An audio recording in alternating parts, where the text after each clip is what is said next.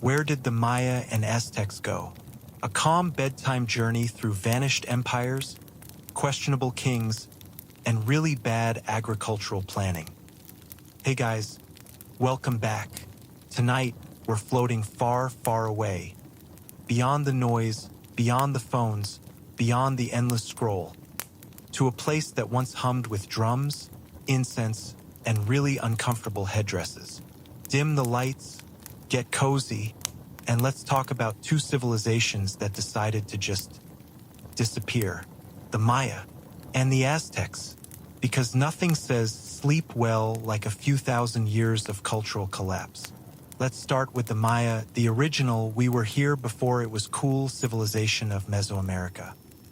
So imagine it's around 2000 BCE. Europe is basically a damp forest full of confused farmers, and meanwhile, the Maya are already building cities with complex calendars, art, and enough astronomy knowledge to make NASA blush. They didn't just watch the stars, they scheduled their entire existence around them. Birthdays, wars, weddings, planting corn, everything was carefully aligned with Venus, because of course it was. Their world was lush, green, humid, and buzzing, not metaphorically. Mosquitoes were definitely part of the package. But the Maya didn't mind. They were too busy constructing pyramids so precise that even now, we still can't quite figure out how they managed it with zero metal tools and no wheels. You see, the Maya had this thing for cities.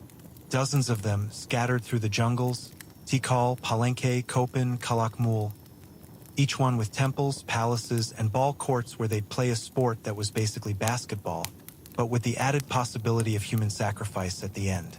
Because why just lose the game when you can also lose your head? Their rulers claimed to be part divine. Their priests controlled time itself, and their architecture screamed, "We're doing fine, thanks." And for a while, they were. The classic Maya period, from about 250 to 900 CE, was their golden age.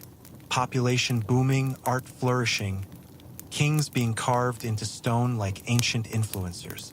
But by around 900 CE, things got weird. Cities started to empty out. Temples were abandoned. Statues crumbled in silence. It wasn't like one big war or disaster, more like the slow fading of a candle. Historians have a buffet of theories for what went wrong. Drought, overpopulation, political chaos, deforestation. A bad case of too many kings, not enough corn. And honestly, it was probably all of them. The Maya loved to carve out forests and plant corn everywhere, which was great until the soil got tired and the rains stopped showing up. Add a few centuries of royal drama and you've got yourself a civilizational burnout. Let's drift for a moment into one of their cities, Tikal. Once home to tens of thousands, now swallowed by the jungle.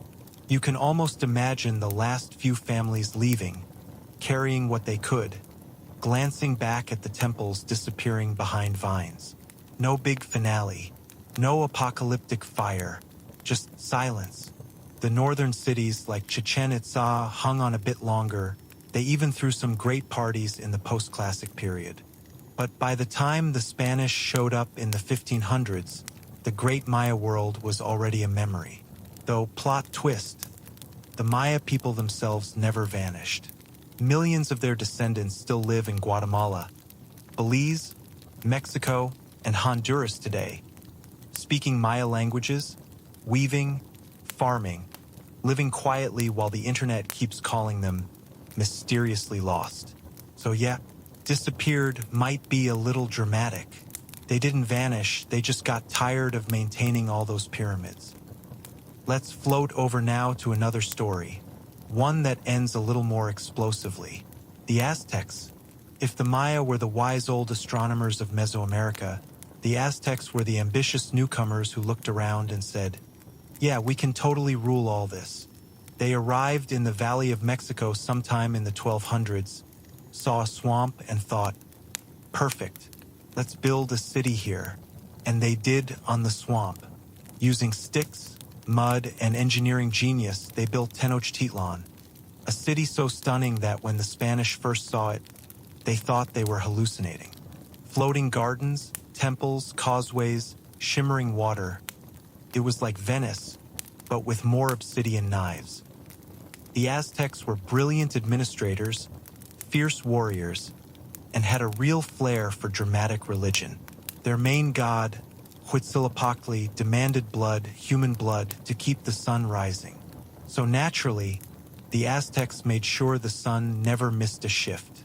If you were an enemy warrior, captured in battle, congratulations, you were about to become part of a celestial maintenance ritual. And as grim as that sounds, it was deeply woven into their worldview. To them, sacrifice wasn't cruelty, it was cosmic responsibility. Life was an offering, and the gods were always hungry. Economically, though, they were thriving. Trade networks stretched across Mexico. Marketplaces buzzed with merchants selling everything from cacao to feathers. Education was mandatory. Art flourished. The Aztecs even had a kind of social mobility. If you were smart or brave enough, you could rise in rank. But, of course, it all came crashing down when a certain group of Europeans showed up, wearing metal armor and carrying diseases that the Aztecs had never met before. Hernán Cortés arrived in 1519, and you can almost hear the collective sigh of history saying, "Here we go again." At first, the Aztec emperor Moctezuma II tried diplomacy, offering gifts, conversation, even hosting the strangers in his city. And honestly, that was his first mistake, because soon after, Cortés decided Tenochtitlan would look better under new management. What followed was one of the strangest cultural collisions in history. Two civilizations staring at each other across worlds of difference, one thinking gods, the other thinking gold.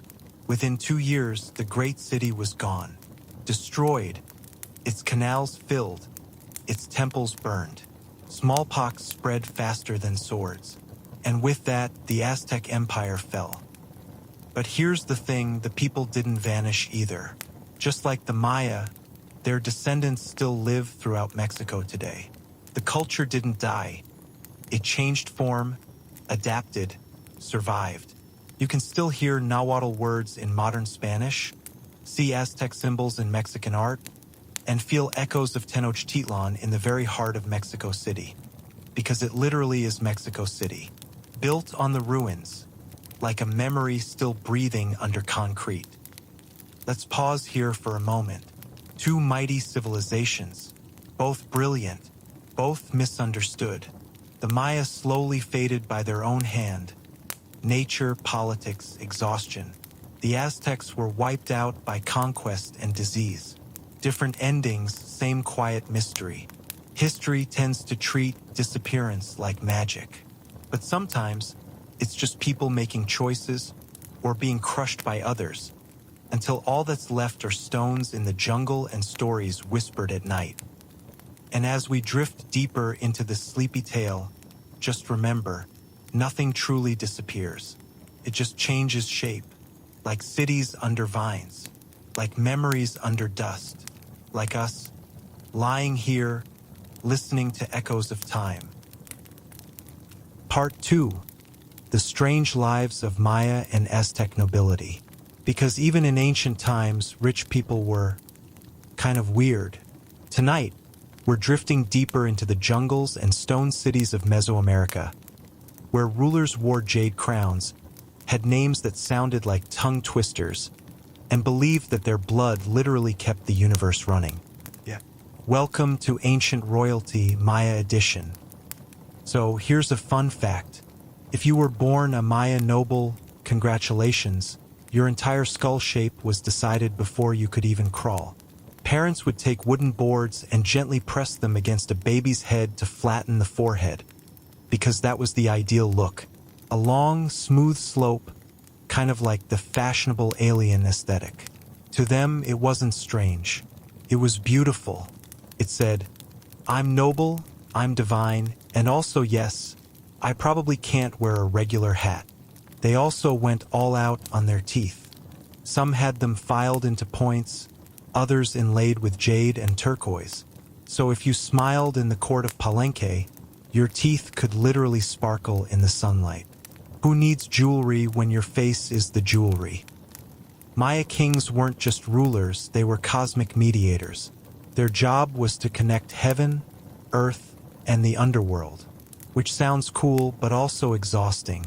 They performed elaborate bloodletting rituals, slicing tongues, ears, or even pulling cords through their skin, all to feed the gods with drops of royal blood, because, of course, only premium blood would do.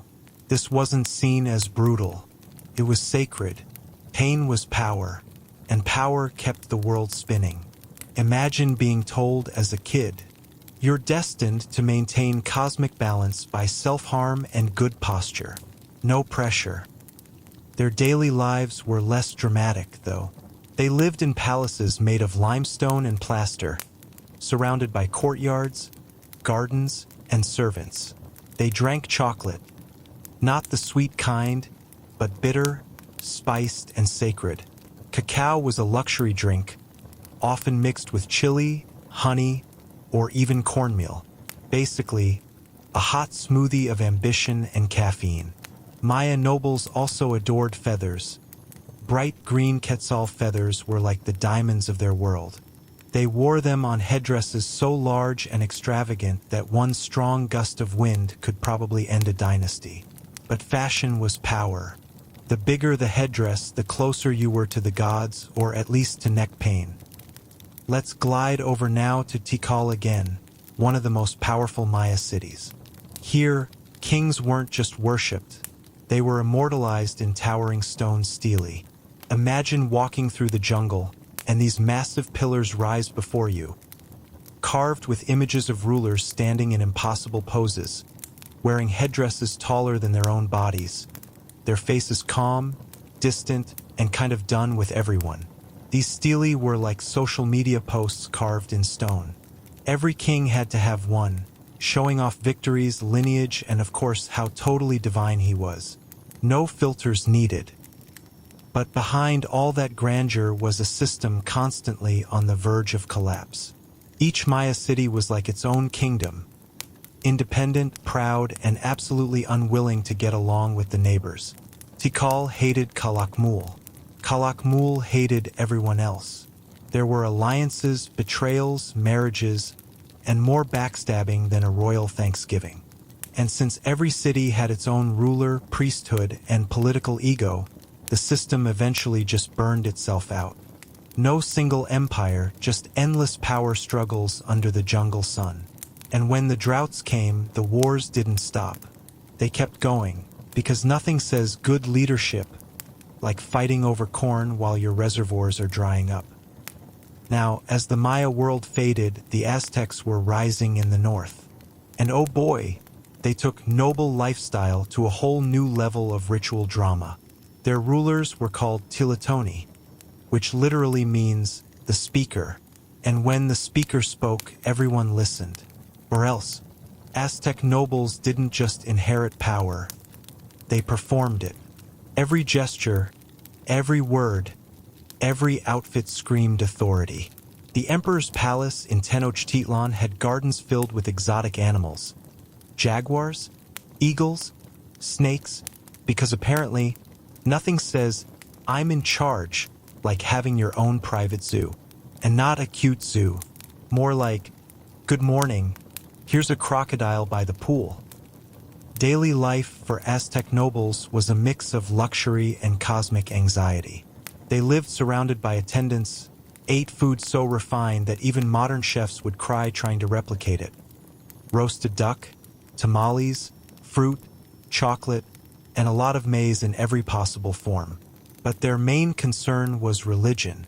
Everything, absolutely everything, revolved around pleasing the gods. Every ceremony, festival, and meal had a sacred purpose. And their ruler? He wasn't just a man. He was the chosen vessel between humans and the divine, kind of like a living Wi-Fi router for spiritual energy. Let's talk about Moctezuma II for a moment, the last fully independent Aztec emperor. He's one of history's most misunderstood figures. To the Spanish, He was this mysterious king sitting on a throne of gold. To his people, he was a priest king, brilliant, devout, maybe a little too into rituals. He was deeply religious, the kind of guy who'd probably cancel an important meeting because Venus was in the wrong position. When Cortez arrived, Moctezuma didn't react with war. He tried diplomacy, gifts, respect. He thought maybe these pale strangers were gods returning from prophecy, which, to be fair, was a reasonable guess in the early 1500s, when Europeans did look like strange glowing people with metal skin and magic weapons. But that moment of hesitation, that single human doubt, cost him everything. And so Tenochtitlan fell. But if you stood there today in Mexico City, you'd still feel it. The heartbeat of that ancient city, beneath the streets, beneath the cathedral, beneath the centuries. Because you can bury a temple, but you can't erase its memory. Let's float a little higher now, across time, across silence. Both the Maya and the Aztecs left behind more than ruins.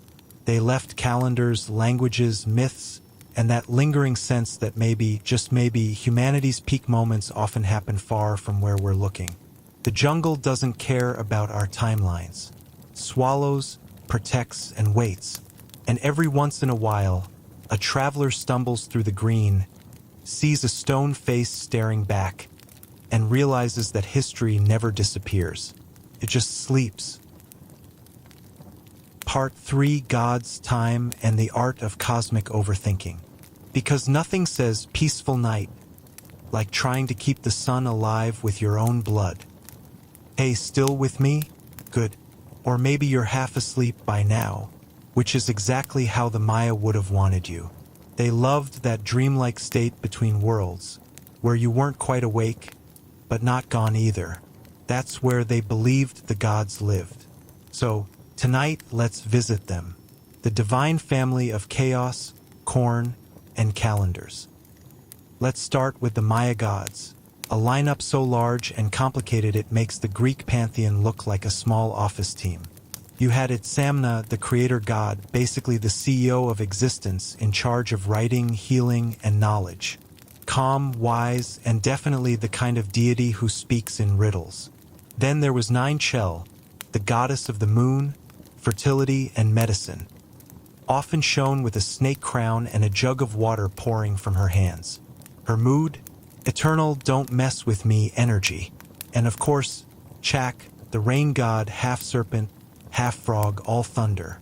The Maya prayed to him constantly, because without rain, their crops died, their cities crumbled, and everyone had a bad time. You'd find entire temples dedicated to him, with faces carved in stone. Long-nosed, bulging eyes, like some cosmic lizard perpetually annoyed with humanity. But what really set the Maya apart was their obsession with time. They didn't just measure it, they practically worshipped it. Their calendars were absurdly precise, blending astronomy, math, and myth into a system that could predict eclipses centuries ahead. They had multiple calendars running at once, one for rituals, one for the solar year, and a complex 52-year cycle called the calendar round. When those two main calendars synced up, they threw massive ceremonies to make sure the universe didn't, reset itself. Because apparently time needed encouragement to keep existing. Their priests were mathematicians, philosophers, and part-time magicians. They recorded everything in intricate hieroglyphs, carved, painted, folded into codices that sadly didn't survive Spanish bonfires later on. The few that did, like the Dresden Codex, are like windows into another way of thinking. For the Maya, time wasn't linear. It wasn't a straight road. It was a circle endlessly turning. Every event had happened before and would happen again. So, no pressure. You only had to keep the cycle going forever. Now, let's drift north to the Aztecs, who took cosmic anxiety and turned it into an art form. If the Maya were philosophers of time, the Aztecs were its crisis managers. They genuinely believed that the sun would stop rising if they didn't feed it blood. Not metaphorically, literally.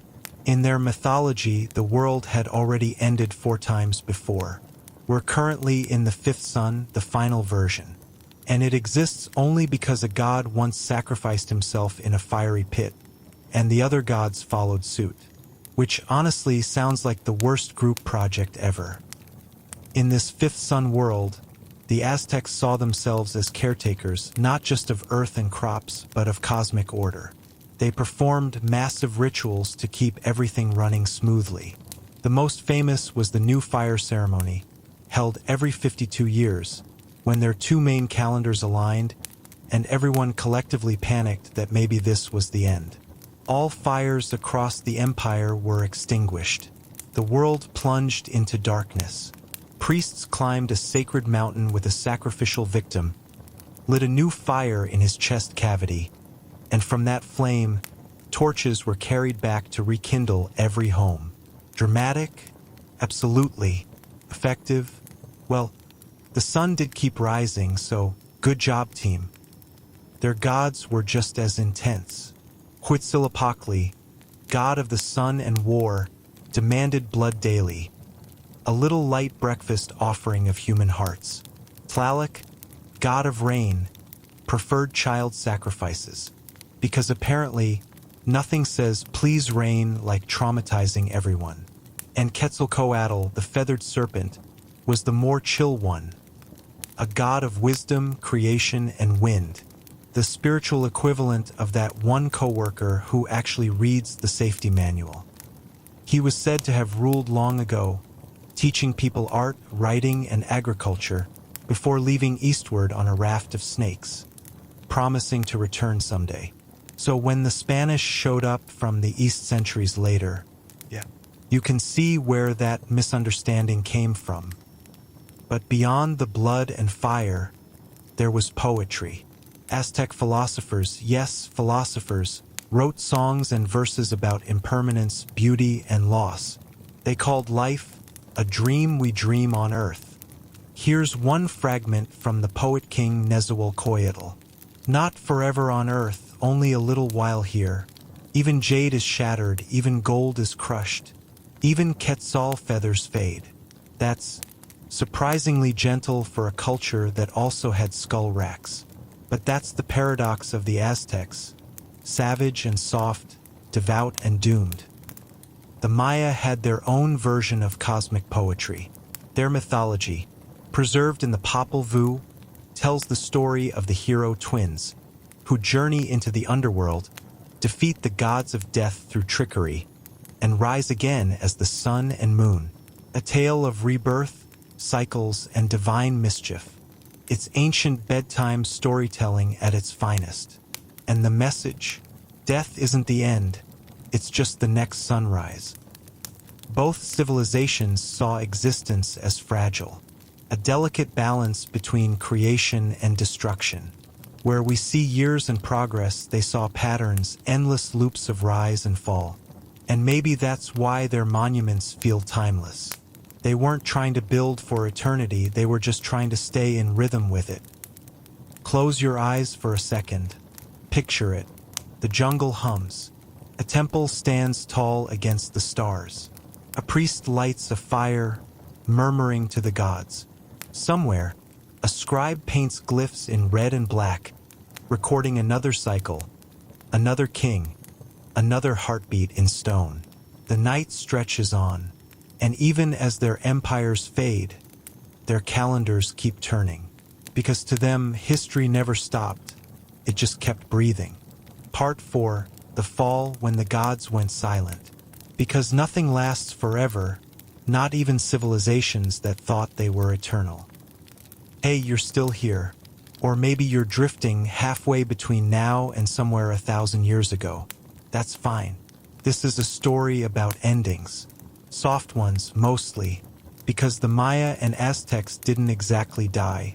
They unraveled. Slowly. Silently. Like a candle that didn't notice it was running out of wax. Let's start again with the Maya, who, by the time Europeans even realized the Americas existed, had already lived, ruled, and faded centuries before. Picture the jungles of Yucatan, Vines curl around crumbling stone faces. Roots split through what used to be palaces. Macaws shriek in places where kings once sat in council. By the 1400s, only a handful of Maya cities still clung to life. Places like Mayapan and Tayasal, echoes of a once great civilization. Trade still flowed, corn still grew, but the grandeur was gone.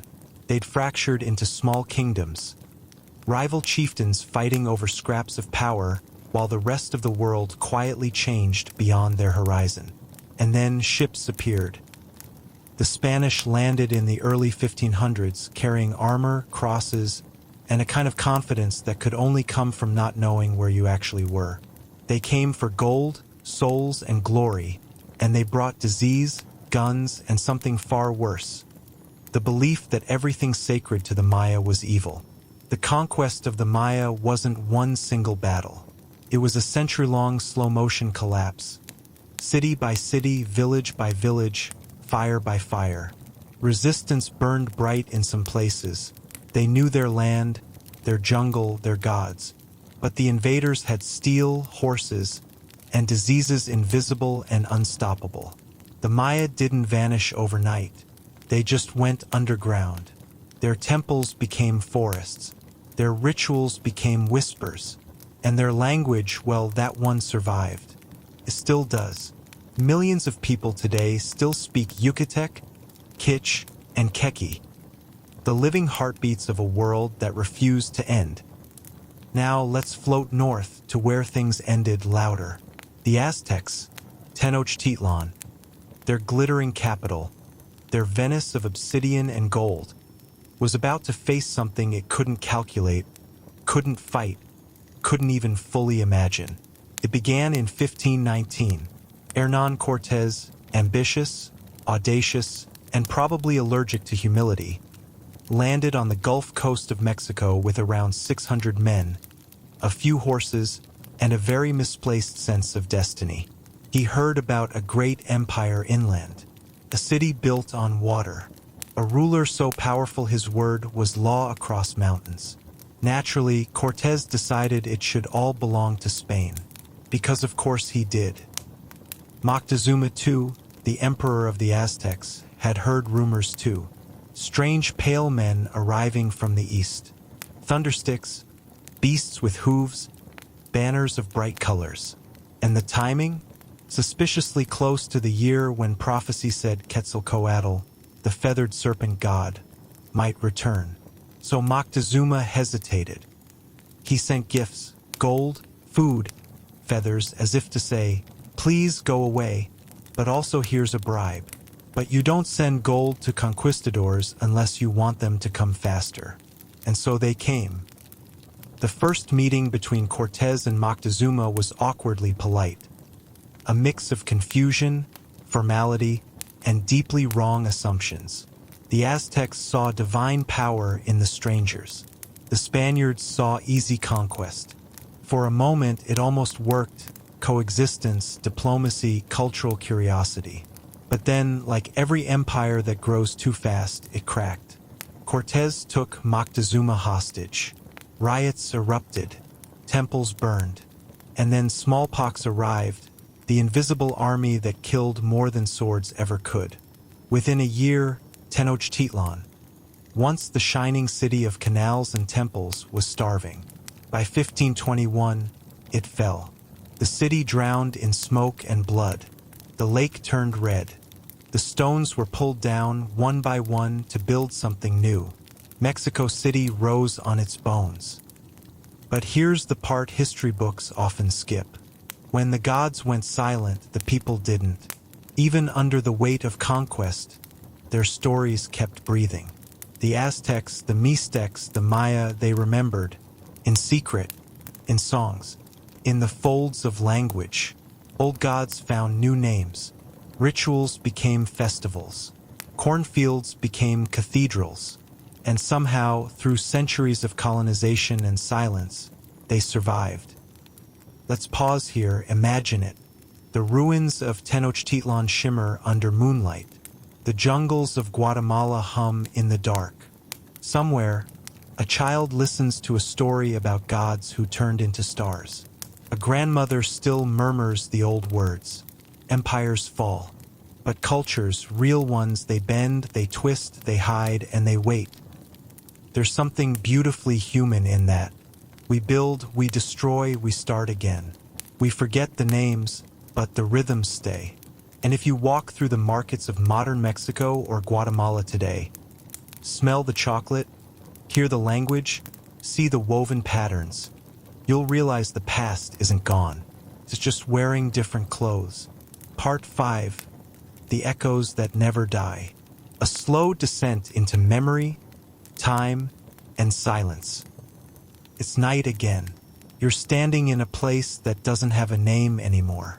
The jungle is breathing. The wind moves through the leaves like the slow turning of a page. Stone pyramids rise in the darkness, cracked but proud. Their carvings are half gone, but not forgotten. If you close your eyes, you can almost hear it. Drums, flutes, chanting. The pulse of a world that never really ended. History tells us that the Maya and Aztecs fell, but that's not true. They changed form, the way water becomes mist, the way fire becomes ash and light. Every civilization, no matter how mighty, eventually dissolves into memory. But memory is a strange thing. It doesn't die, transforms. Think of all the empires that came before. The Egyptians, who built their eternity out of stone and sand. The Mesopotamians, who carved their dreams in clay. The Greeks, who spoke to gods like neighbors. The Romans, who built roads that still cut through the earth today. They all fell. Their temples crumbled. Their kings turned to dust. But their ideas, their voices, survived, drifting through us like echoes in the bloodstream. Now, somewhere deep in Mexico, the jungle hides what's left of Tikal, Palenque, Copan. You walk through them, not as a conqueror, not as a tourist, but as a listener. Every step you take stirs the dust of centuries. Every whisper of wind carries 1,000 years of stories. The air is heavy, not with sadness, but with presence. It's as if the earth itself remembers. Civilizations aren't built just on stone. They're built on faith, imagination, and the quiet human wish to matter, to leave something behind when the body disappears. The Maya wrote their history in glyphs, elegant spirals of language carved into rock. The Aztecs painted theirs in codices, bright pages of gods, blood, and stars. And we write ours in pixels, in screens, in fleeting words that vanish when the power dies. But the intention is the same, to say, we were here. Maybe that's why ruins feel sacred, because they're proof that time forgets faces, but not effort. The people who built these temples are gone, but their fingerprints remain in the stone. Their breath still lives in the air between the trees. And you, standing here centuries later, are part of that same chain. The same hunger to build, the same fear of being forgotten. Imagine for a moment all of history breathing at once. Egypt, Rome, Tikal, Babylon, Kyoto, Timbuktu. Every fallen city glowing faintly beneath the skin of the earth like fireflies in the soil. That's humanity. We rise, we fall, we rebuild. We burn and we bloom again. And the gods, whether they have wings or serpent feathers or simply human hearts, they watch amused. Because they know this rhythm better than anyone. There's a Mayan legend that says the world has ended 4 times already. And each time it did, the gods gathered the ashes of what was left and tried again. Made new humans out of corn, clay, wood, and spirit. Maybe that's all of us, recycled souls of forgotten ages, carrying echoes of old worlds in our dreams. Maybe that's why you feel so familiar here, standing among ruins you've never seen before. The moon is high now. A soft silver light paints the edges of the temple stairs. Night insects sing, patient, ancient, and far away, thunder rolls, slow and distant. like the voice of a god remembering your name. This is where the story ends, not with conquest, not with collapse, but with stillness. Because the truth of history isn't destruction, it's endurance. The Maya still plant corn in sacred cycles. The Aztec calendar still turns. The words of their ancestors still flow in the languages spoken today. Every festival, every prayer, every whispered story by candlelight, that's how eternity hides. Not in monuments, but in memory. So, if you ever find yourself lost in life or time, look at the ruins, touch the stones, listen carefully. You'll hear them breathing. You'll hear yourself, because the past never really leaves us. It just waits for us to remember. The Maya were obsessed with cycles. Everything came, went, and came again. The sun, the moon, the corn, the people. But sometimes the wheel doesn't turn the way you expect. Sometimes it just stops. Imagine the 9th century.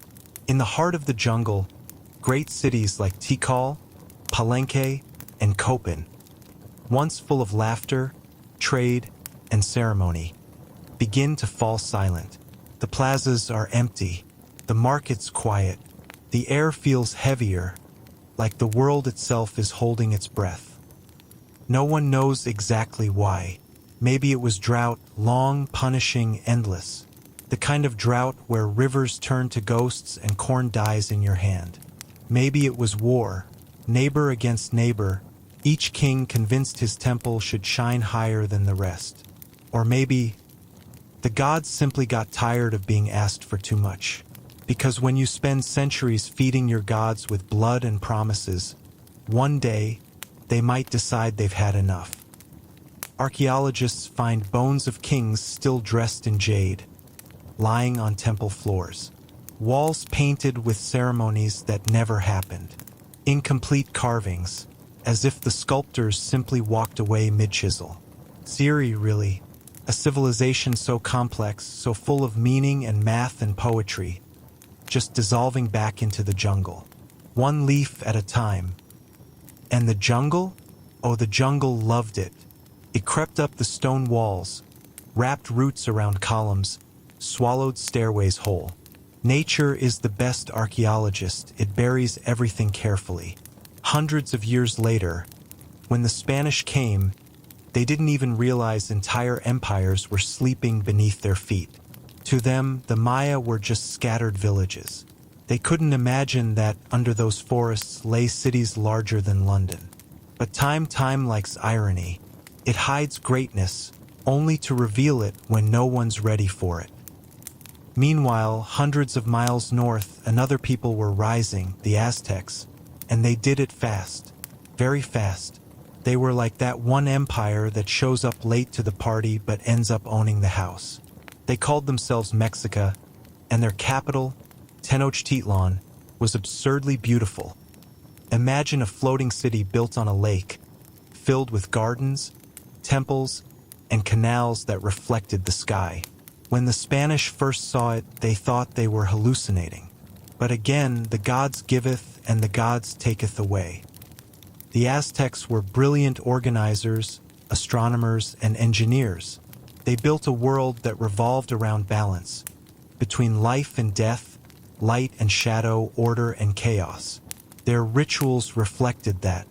Every sacrifice wasn't cruelty, it was maintenance. They believed the sun would stop rising without it. And honestly, that's kind of poetic. You'd cut your finger to keep the stars running. Who wouldn't want that kind of power? But over time, their empire grew heavy with the weight of its own perfection. Too many wars, too many tributes, too much faith stretched too thin. And somewhere, behind all the noise of ceremonies and drums, silence started creeping in again. When the Spanish arrived, led by a man named Hernán Cortés, who was, frankly, a walking embodiment of bad decisions, the Aztecs didn't even know what to make of him. He showed up with steel, horses, and a book that said there was only one God. Imagine telling an empire of hundreds of gods that there's just one now. that their temples are wrong, their songs are wrong, their entire understanding of the universe wrong. That's not just conquest, that's cosmic whiplash. Montezuma II, the emperor of the Aztecs, met Cortez with cautious politeness, the kind you use when you're not sure if your guest is a god or a problem. Spoiler, he was a problem. They exchanged gifts: gold, feathers, respect, and beneath it, tension so thick you could cut it with an obsidian blade. Soon after, everything collapsed. The city burned. The gods fell silent once more. You can almost imagine the scene. Tenochtitlan sinking into its own lake, smoke curling up like lost prayers, temples crumbling, statues of gods left face down in the water. The Spaniards built a new city on the ruins Mexico City, as if nothing sacred had ever stood there. But deep beneath the pavement, the old stones remain, and every time the earth shakes, and it does often, those stones shift, as if the old gods are reminding everyone they're still here. It's easy to call that the end, the fall of the Maya, the fall of the Aztecs, but endings in history are rarely clean. They linger, they whisper, they leave fingerprints on everything that comes after. The descendants of the Maya still live across Central America. Their languages still spoken, their calendars still used for planting. The Aztec sun still shines on the Mexican flag. Their gods renamed, reimagined, but never fully gone. So maybe the gods never fell silent. Maybe we just stopped listening. Sometimes I wonder what it felt like to live through that silence. To wake up one morning and realize the world you built, the one that explained everything, no longer exists. The temples empty, the rituals forbidden, the calendar reset by strangers who couldn't even pronounce your name. And yet the sun still rose. The corn still grew, children still laughed, because that's what people do. They endure. It's funny, isn't it? Empires end, but humanity doesn't. It just rearranges itself and keeps walking. So, as we drift toward the end of the story, let's pause for a second. Let's listen to that silence again, not as an absence, but as a memory. A kind of eternal breathing between ages, because the Maya and Aztecs didn't disappear. They just changed rhythm. And maybe one day someone will walk among our ruins and wonder where we went. The jungle doesn't rush. It never has. It's patient, the kind of patience that could outweigh empires, kings, and every species of conqueror. Its vines twist around the stone, not out of cruelty, but because that's what they do. It's their version of memory. Every root that breaks through a stairway, every leaf that hides a glyph. It's the planet's handwriting, signing over what was once ours. There's something strangely comforting in that, isn't there? That even when everything we build eventually falls apart, nature knows how to turn it into something beautiful again. The Maya carved calendars into limestone. Now moss draws its own slow calendar over them. The Aztecs planted gardens of blood and song. Now wildflowers bloom where their temples once stood. It's not destruction, it's translation. If you listen closely, the jungle breathes in rhythms older than our languages. It remembers laughter, prayers, footfalls, the sound of rain hitting temple roofs. All of it folded into the soil like 1,000 secret lullabies. And maybe that's what memory really is, the quiet compost of everything that mattered once. Let's float for a minute. Imagine the ruins of Palenque at dusk. The air smells of earth and orchids. The sun, lazy and golden, paints the carvings one last time before slipping away. A breeze moves through the trees. It sounds almost like someone sighing, or maybe like a story finishing itself. The archaeologists call this place lost, but nothing here feels lost, feels paused, like time is waiting for someone to remember the next line. Maybe that's why the jungle never gives up these ruins completely. It hides them, yes, but gently. It keeps them safe under leaves and roots. like a child protecting a secret drawing. It's funny. For centuries, we looked for these cities as if finding them would somehow bring them back. But the truth is, they were never gone. They just stopped being visible in the way we like things to be visible. And that says more about us than it does about them. We fear silence. We fear stillness. But that's where history hides best, in the quiet parts. The Maya believed time wasn't a straight line. It was a spiral. Everything returned slightly different, but familiar. A drought, a rebirth, a kingdom, a ruin. You, me, them, just echoes walking each other's footsteps.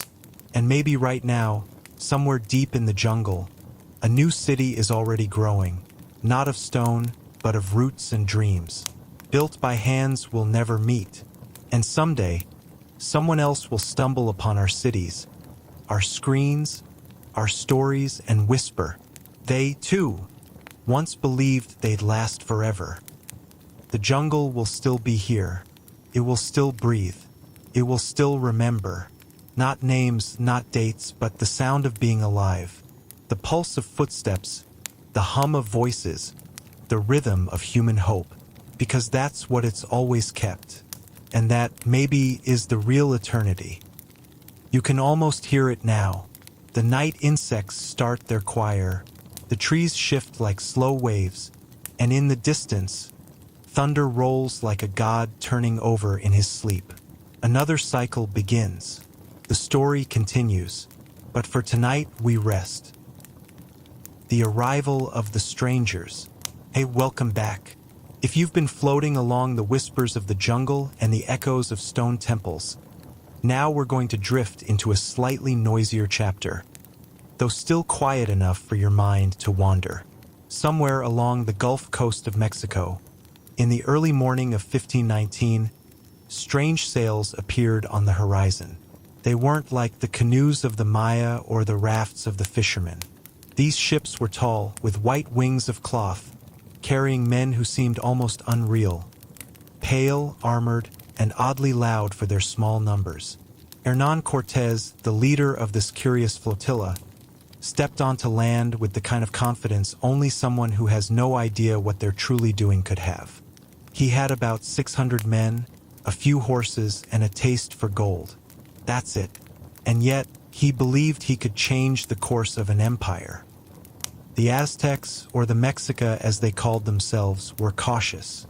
Their emperor, Montezuma II, had heard whispers of strange visitors from the east. Pale men on floating wood, carrying thundersticks that roared like gods and beasts on hooves that could trample a man with a single step. He sent gifts first. Gold, feathers, food. The polite way of saying, "Please go away, we mean no harm." But you don't give gold to conquistadors without inviting them to stay longer. And so they stayed. When the first meeting occurred, the air was thick with uncertainty. Cortés, with his swagger and his bad sense of timing, treated Montezuma like a puzzle to be solved. Montezuma, on the other hand, treated Cortés like a prophecy he didn't fully understand. Some priests whispered that the pale man might be Quetzalcoatl, the feathered serpent, returning after centuries. Others thought he was merely human, but a very inconvenient one. The gifts were exchanged. The smiles were cautious. And beneath it all, the tension hung like the smoke from ceremonial fires that hadn't yet died. Time moved slowly, and yet everything was about to accelerate. Cortés decided that diplomacy was best served with taking Montezuma hostage. Because of course he did. And suddenly, the calm, orderly city of Tenochtitlan was thrown into uncertainty. Rituals continued, but the rhythm had changed. The sun rose, yes, but with a shadow stretching across the stone plazas. The people of the city murmured, unsure whether to obey the emperor, the strangers, or the gods that no longer seemed to answer. And then, as if the universe wanted to remind everyone of its cruel sense of timing, a disease arrived.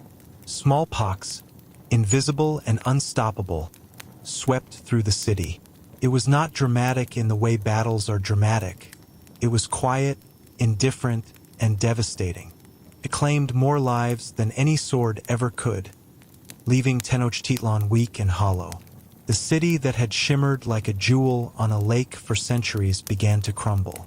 Not all at once, but step by step. Stairway by stairway, temple by temple. By 1521, after long months of siege, starvation, and disease, Tenochtitlan fell. The Spaniards tore down temples, built their own city on top, and declared victory. But the Aztecs didn't disappear. Their language survived. Their rituals were adapted into new forms. Their gods, renamed or hidden, still lingered in the corners of markets, the folds of festivals, and the stories whispered by the descendants who had not forgotten. The arrival of strangers didn't erase the empire. It transformed it. It left behind ruins, myths, and memory, waiting for those patient enough to listen. And so the world shifted, not in a day, not in a battle, but in quiet, irreversible ripples. The gods may have seemed silent. The emperors may have vanished from their palaces. But the pulse of life continued. The water lapped against the broken causeways. The corn still grew. The stars still turned. And somewhere, in the shadows of the jungle, the echoes of Tenochtitlan whispered, "We were here. We are still here." Echoes of stone and silence. We've reached the part of history where everything becomes quiet again. The battles have ended. The fires have burned out. And all that's left is the sound of wind slipping through broken temples. The cities of the Maya and the Aztecs, once full of song, incense, and ceremony, now rest beneath jungles, rivers, and layers of time itself. It's strange, isn't it? We spend centuries building something magnificent, only to have nature quietly take it back. Not out of malice, just out of patience. After the fall of Tenochtitlan, the Spanish Empire began to weave its web across the Americas. Churches rose where pyramids once stood. The cross replaced the serpent. And yet, the serpent never really left. It just learned to hide in stories, in symbols, in patterns embroidered into clothing and songs whispered at dusk. People adapted. They always do. The Maya and the Nahua learned to survive, to blend, to endure in ways the conquerors never expected. You can still hear their languages in southern Mexico, in Guatemala, in the rhythm of prayers that mix saints and ancient gods like they belong to the same family dinner. And maybe they do. When archaeologists began uncovering the lost cities in the 19th and 20th centuries, they were stunned. Massive pyramids hidden under jungle. Temples aligned perfectly with the stars. Paintings of gods, kings, and blood, still bright after 1,000 years. And the question echoed again, where did they all go? But the truth, as usual, is quieter than the legend. They didn't go anywhere. Their descendants still live nearby, farming the same land, speaking the same words their ancestors did. Just in whispers now, not in chants that echo through temples. It's not a disappearance. It's a transformation. Let's drift for a moment somewhere in the Yucatan Peninsula. It's evening. The air smells like rain and limestone. You can hear cicadas hum. And if you close your eyes, maybe you can almost imagine it. The faint sound of drums in the distance, the flicker of torchlight against a stone wall carved with serpents and suns. It's not a haunting. It's memory. The earth remembers everything. The same is true for the Aztecs. Mexico City still breathes on top of their bones. If you walk through the Zocalo, the main square, you're standing on what used to be the sacred center of Tenochtitlan. Beneath your feet, the old temples buried but never erased. Sometimes construction workers still find fragments. Obsidian blades, figurines, bones wrapped in ritual cloth. Little reminders that history is not gone. It's just sleeping under the asphalt. The Spanish built cathedrals to erase the old gods. But ironically, those cathedrals now protect the ruins. Time has a sense of humor like that. Empires rise to replace the fallen ones, and then they too become dust. It's the most reliable cycle the planet has ever known. And yet, somehow, we never learn. We still think our skyscrapers will last forever. Our technology, our cities. But if the jungle could swallow Tikal, if the lake could reclaim Tenochtitlan, then one day something will swallow ours too. And maybe someone far in the future will find the glass bones of our world and ask, where did they go? But for now, the ruins remain. Quiet, patient, and proud. Tourists come with cameras and bottled water, snapping pictures of what once was divine. The stones don't mind. They've seen worse. They've seen priests and conquistadors, rain and drought, prayers and bullets. They've learned the art of waiting. And maybe that's the real lesson: civilizations don't truly die. They just fade into the background of the next one. Their essence lingers in languages, foods, rituals, and in the stories told at night by people who still remember the names of the gods. So if you ever find yourself walking among the ruins of a lost city, slow down, touch the stone, listen. You might not hear words, but you'll feel a pulse, faint but alive, because somewhere deep below, history is still breathing. The Mayas didn't vanish. The Aztecs didn't disappear. They're in the streets, in the music, in the sky, and in the way the land still sings when it rains. And maybe that's enough. So now let's end where we began, in silence. The story fades. The drums stop. The torches go out. And as night covers the old world once again, the ruins rest under the stars, dreaming of the people who once called them home. Sleep well. History is still awake. The forgotten temples of the jungle. Hey again, if you're still here, you've made it far. And honestly, that's impressive. We've wandered through centuries, across jungles, pyramids, and fallen empires. Now, as we drift into the last stretch of our journey, let's walk slowly. No rush. The night has time. Imagine this. The jungle is quiet, except for a few insects humming like sleepy violins. The air is heavy, warm, green, and endless. You're standing in front of what used to be a temple. It's covered in vines now, trees growing out of its roof, roots gripping the stone like fingers refusing to let go. The carvings are fading, but not gone. You can still see the outlines: gods, kings, stars. Someone carved them with purpose, believing they'd last forever. And in a way, they did. Centuries after the fall, explorers came with notebooks and sketchpads. They looked at these ruins and said words like "lost civilization," as if the people had evaporated into thin air. But they hadn't. They were probably nearby, watching these sweaty Europeans trip over roots and claim discovery of something that had never been lost. Because, of course, history loves irony. Some temples were swallowed by trees so completely that you'd walk past them without realizing you were stepping over ancient floors. Nature doesn't destroy, it just reclaims, patiently, leaf by leaf, root by root. And so, the jungle became both a tomb and a guardian, keeping secrets that men with maps could only dream of.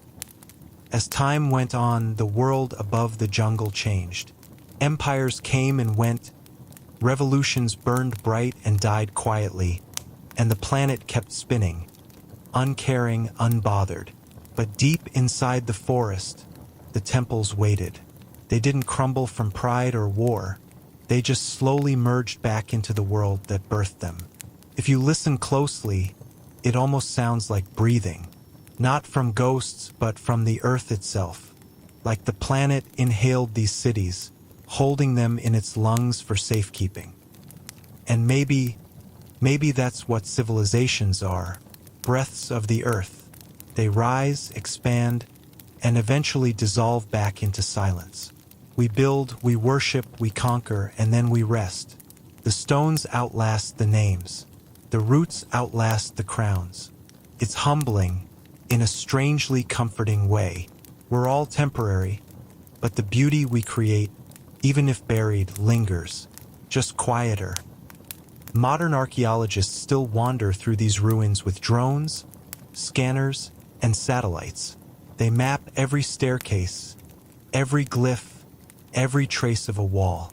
But no technology can capture what it feels like to stand there in the mist, surrounded by trees that don't care about your data.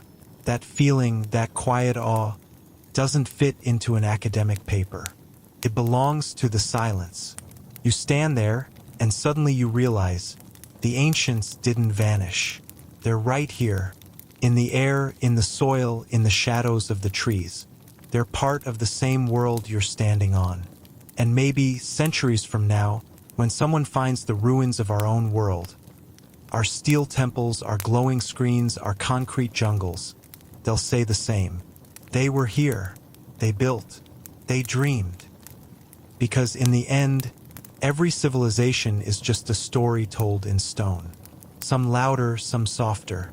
The Maya, the Aztecs, their voices have faded, but not disappeared. They're still whispering through the cracks of their temples. And if you listen at night, when everything else goes quiet, you might just hear them. A soft rhythm, a heartbeat that never stopped. So now, as we close this long, wandering tale, take one last look around the jungle. The moonlight filters through the leaves. The ruins glow faintly, almost alive. And for a moment, just a breath, it feels like the world hasn't changed at all. That somewhere, deep in the forest, time is still standing still. Let history rest. Let the gods sleep. And as you drift off, remember, nothing truly disappears. It just changes shape. Good night, traveler. The ruins will still be here when you wake. Final epilogue. The last whisper of time. Hey, you made it. All the way through the dust, the ruins, the myths, and the silence that followed. History, like a dream, always ends the same way. Softly, fading out with the last breath of memory. We started this journey among ancient stones. Temples built by hands that are now dust. Names that once echoed across empires. We've seen the rise of the Maya, the brilliance of the Aztecs, and the strange, delicate tragedy of their fall. We've walked through jungles and cities, past kings and gods, past glory and grief. And now there's nothing left to do but listen. Listen to what remains. The wind through the leaves, the quiet hum of the earth, the memory of everything that once was and somehow still is. It's funny, isn't it? Humans spend lifetimes building worlds, trying to defy time, and yet, time always wins. But maybe it's not a defeat. Maybe it's just the natural way of letting go. Because the ruins don't mourn. They don't regret. They just exist, peacefully, unbothered by what they've lost. Still beautiful in their silence. And maybe that's how we should be, too. To build, to love, to fall, and to rest. All without fear. To trust that what we create, even when forgotten, still matters somewhere. So as this long story drifts to its end, take a deep breath. Let it out slowly. Feel the weight of centuries fade from your shoulders. Because this right here is what history really is, a lullaby for the restless. Close your eyes. Let the ruins fade into darkness. Let the jungle swallow the last whispers of the gods. Let the stars take back their stories. And if you ever wonder where the Maya went, where the Aztecs disappeared to, maybe they didn't go anywhere. Maybe they're just sleeping like the rest of us, waiting to wake up in another age under another sky. Until then, let them dream. Let the stones breathe. And let time do what it does best. Move on quietly. Thank you for walking with me through this ancient night. Thank you for listening, for staying, for dreaming a little with history. Now it's time to rest. Good night, traveler.